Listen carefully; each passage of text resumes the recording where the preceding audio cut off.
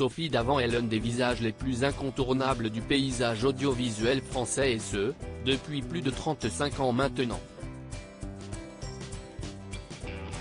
Pourtant, évoluer dans ce monde fermé qu'ouest celui de la télé n'a pas toujours été une partie de plaisir.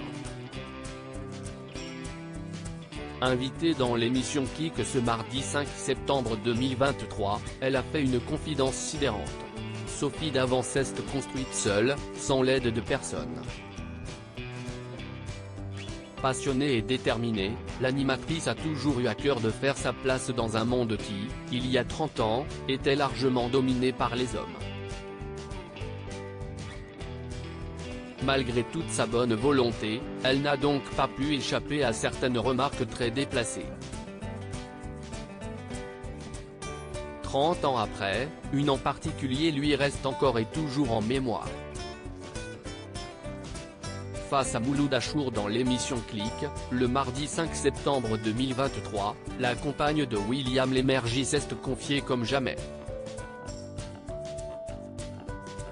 Lorsque le journaliste lui demande s'il y a une réflexion d'un patron de chaîne qu'elle n'oubliera jamais, Sophie Davant répond oui immédiatement avant de s'expliquer.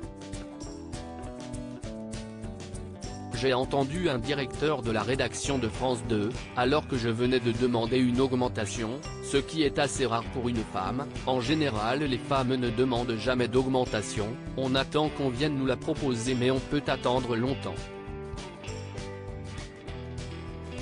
Donc je disais, j'ai entendu ce monsieur me répondre que mon mari était suffisamment bien payé, a-t-elle dévoilé encore marquée par cette discussion.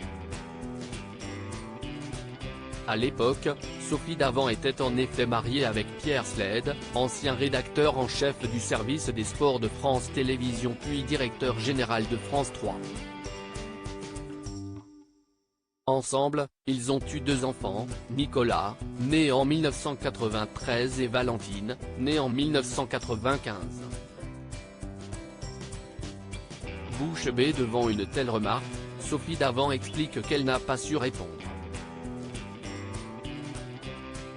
Je n'ai rien répondu à l'époque mais aujourd'hui, on ne pourrait plus dire ce genre de choses.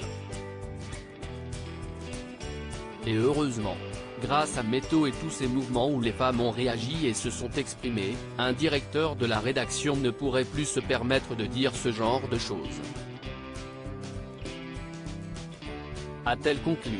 En revanche, la meilleure amie de Caroline Margeridon affirme ne jamais avoir été victime de comportements déplacés, contrairement à beaucoup de ses collègues féminines. Je m'en suis sortie par l'humour et plusieurs pirouettes. Si est-il vrai que j'ai aussi veillé à ne pas me retrouver en situation délicate mais honnêtement non, je n'ai jamais eu ce genre de problème, a-t-elle conclu. Au moins une.